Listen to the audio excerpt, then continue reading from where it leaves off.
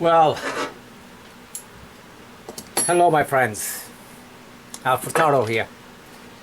You know, this is going to be a test, both on the lathe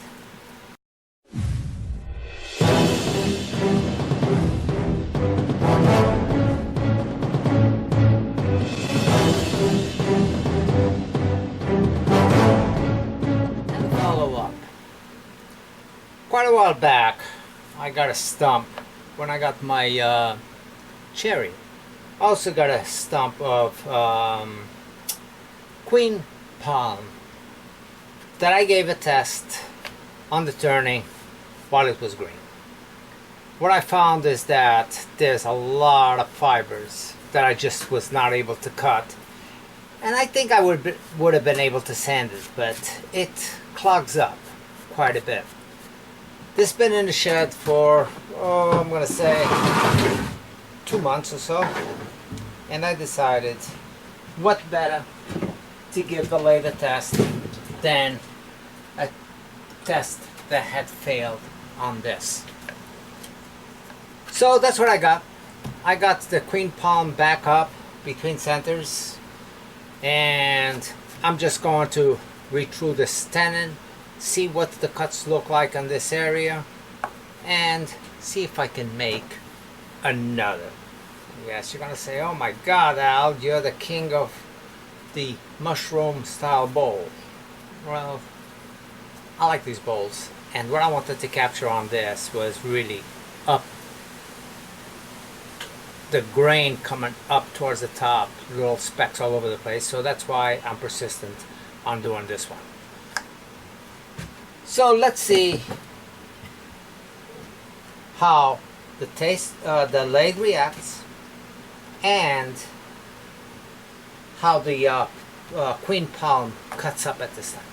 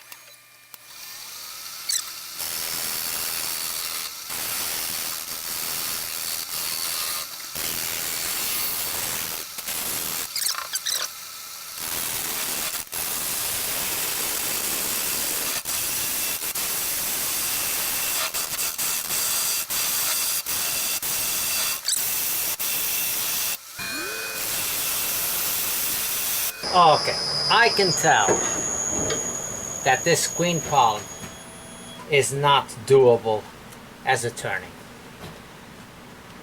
So I spent enough time on it. The lathe seems to be okay, but this is what I get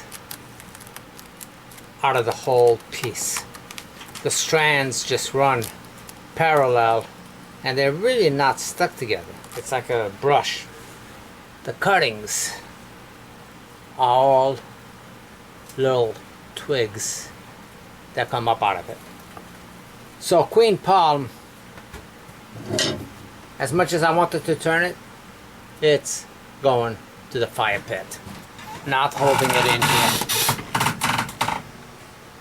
I know that there are some palms that you can turn, but definitely not this one.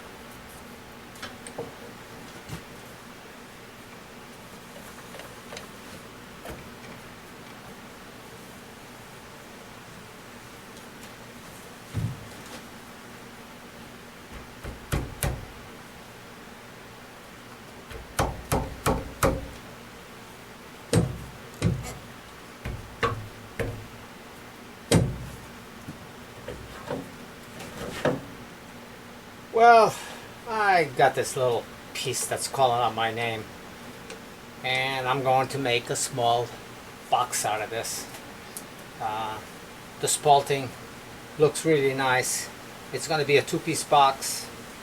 Basically, I'm going to round it off. I'll start it off this as the bottom so I can make my tenon. Round it off, give it the shape, and then part it off, make the top and the bottom. It should be somewhat of a nice looking piece. Speed, gonna run about 1,000 RPMs. Actually, a little less than that while I'm still in between centers. 700 RPMs.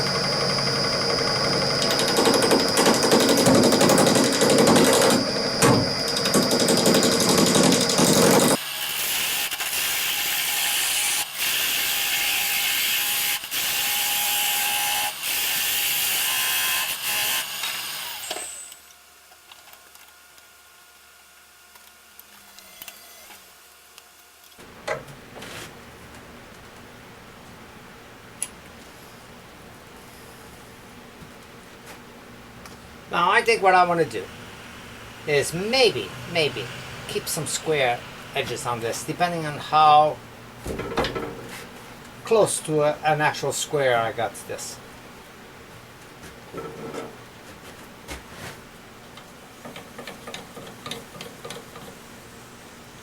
Keep it between centers for a while. I have to go in there and speed it up.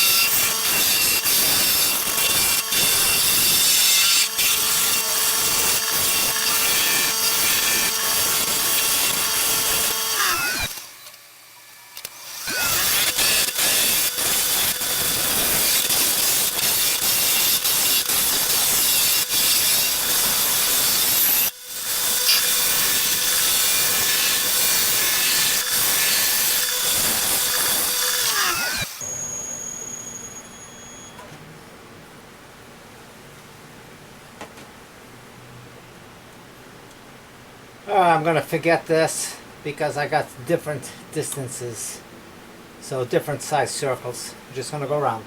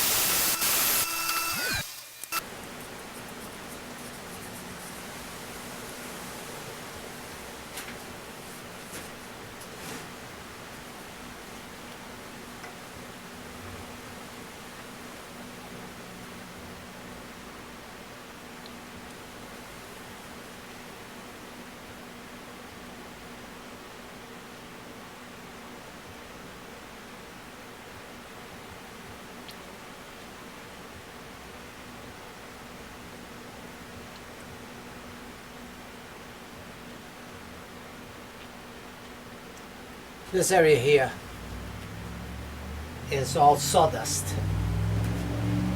from worm activity. So rather than blow it out, I'll soak it, let it dry up, and in a little while I will through this so this stays flush with the surface, not indented in the way it is right now, and I should be able to give this a complete finish and then maybe do a CA finish on the whole piece. It will still have some worm activity going through it in a couple of spots, and I might leave that the way it is. I don't mind what they create sometimes.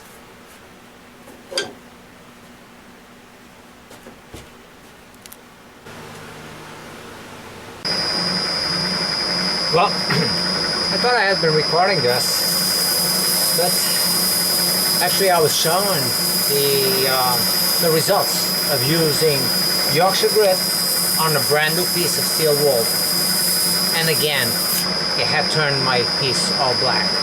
So I ended up going in there, recutting it down again to get rid of it, and going back to the traditional sanding.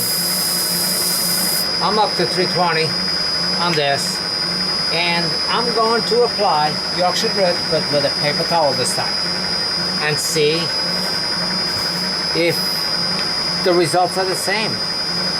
You know, up to now I have liked what the Yorkshire grit has done with the steel wool, giving it that dark color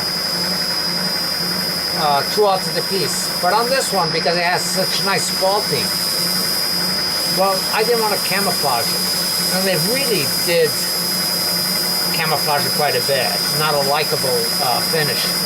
It really gave it a black haze all over the place. And it lost all the contrast between the the lights and the darks of the wood.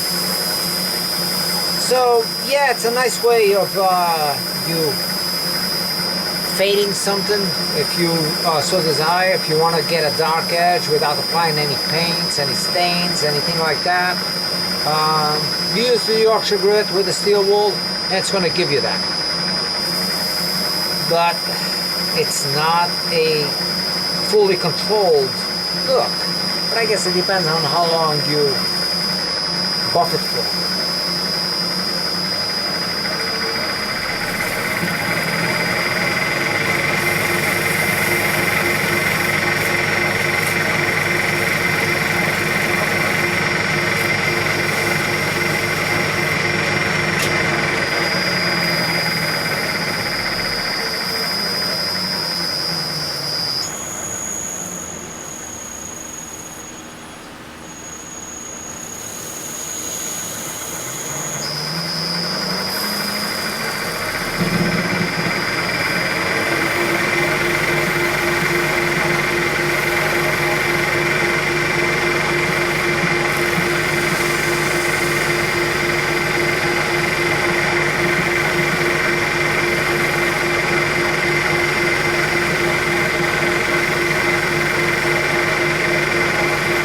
So here's the piece.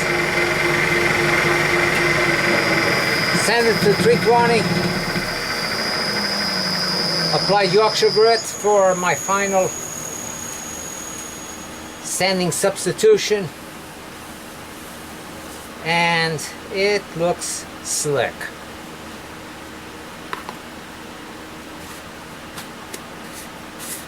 This area right here is where I had the deterioration on the piece. I gotta get a light for over my blade to get better reflection. But now, to finish the outside of this, I'm going to apply the OB Shine Juice. And I got a lot of questions on what do I use for finish on a lot of my pieces. 99% of the time, this is what I'm using. It's Captain Eddie's, that's who I saw doing it the first time, called OB Shine Juice. And the way it's made is very simple. You just need 3 components. You need shellac, denatured alcohol, and boiled linseed oil. And like Captain Eddie says, don't try boiling the oil yourself. That's a name that's already comes that way. Won't be good if you do try to boil it. But anyway, This gives me almost an instant finish. I apply it, make sure I get good coverage all over the place. Nothing sophisticated about it, and buff it up as the highest speed. Now the proportions of this is 1/3 of each item. 1/3 of shellac, 1/3 of denatured alcohol, 1/3 of boiling seed oil. And the finishes are always amazing and fast. This is real time. This is not applying anything else. This is not going out and buying exotic or waxes or finishes. And I find that the luster goes down a little bit. It does lose a little bit of this high gloss that you're seeing on here, but it's only a little bit, and it maintains a nice overall finish on the piece. I can say that this is a nice looking finish. Now, I know some people will apply 3, 4 coats of this. Generally, I apply just one. One, it's off the lathe, but on this case, I'm going to wait a couple of minutes. Even though this is dry, I'm going to wait a couple of minutes and apply another coat to this. Now, I really wish the bug holes that were here initially, which I CA'd the sawdust that they make in place. I wish it wasn't there on this particular case, but because it really is a pretty finish. And I believe that at one time, if my English is correct, the effect that I'm getting on this, it's like all these patterns are deep into the shine. So it's given me somewhat of a flamboyance, if that's what it's called. So I'm gonna go and shake it up again. Always shake this up because these 3 components separate themselves over time. So a quick shake, and I'm gonna use the same paper towel, and again, same process. Just apply it, and I don't generally let it sit. I just continue the application and write it down to the buff.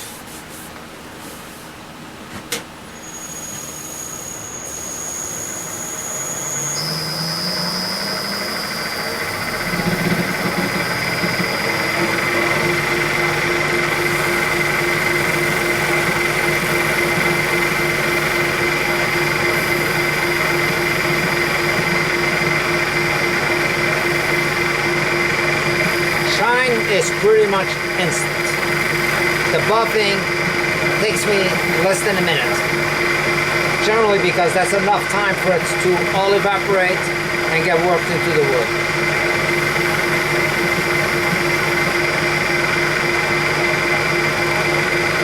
You know, initially when I started making this, I said I was going to make a box.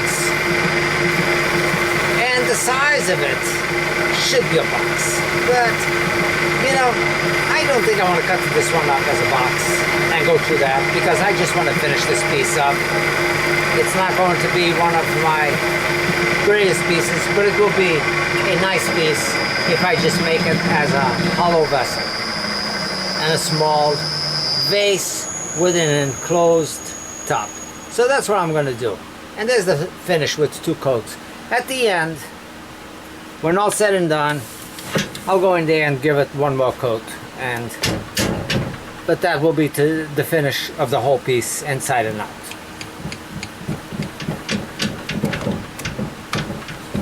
When hollowing, don't be shy to use the best tools. Use your drill bit, whatever you have that will give you the best overall dimensions already of your hole, and that makes life a lot easier. Reduce your speed of your lathe And that's a 1-inch drill bit that I'm using. It's an old drill bit that I don't know where I got it from, but I've had it for a long time.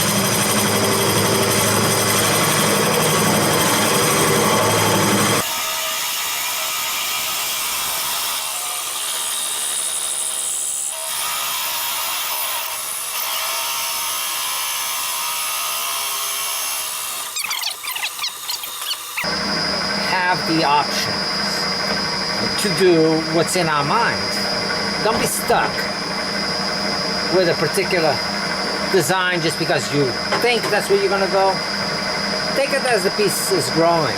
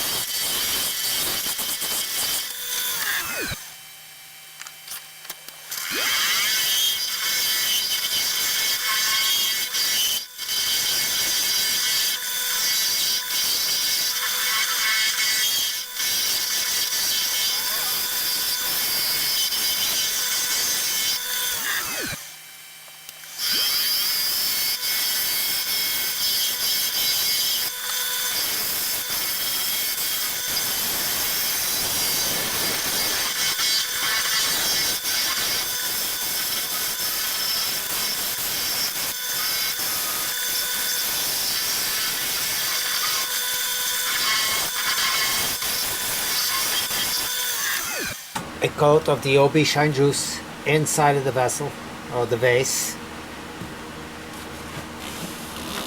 and call this one done.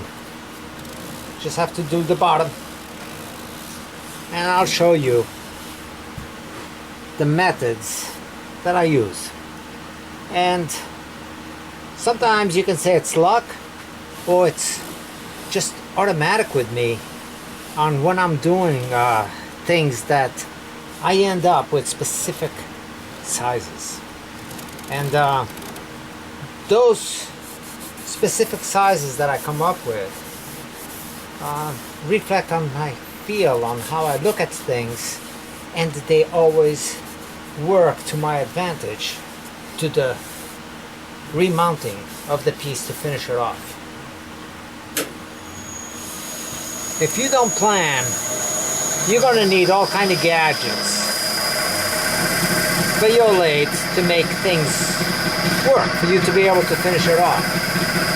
And with me, the whole thing is finish it off with just about any way or anything you got in your possession. In this case, it's the existing lathe, the existing jaws, and if I happen to have the 100mm up, then I would think and take that into consideration. I'm not saying with this particular piece because it's a small piece anyway, but if it was a bigger piece, I'd be treating it kind of in the same fashion.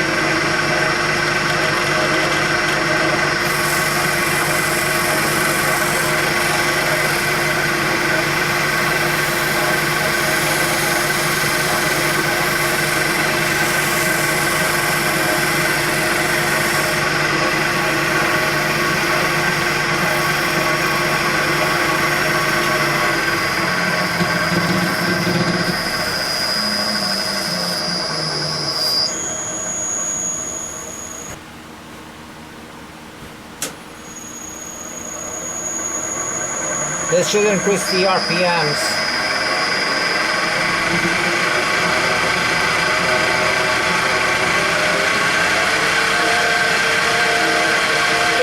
RPMs at high speed.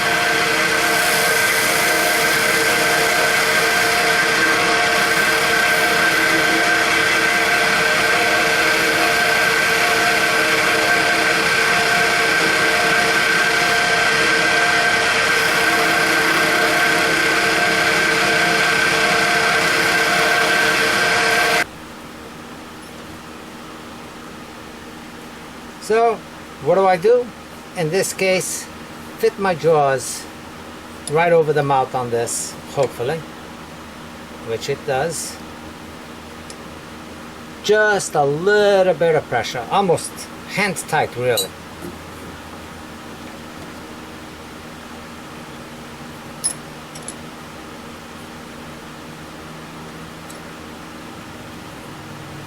And tailstock in until the very end.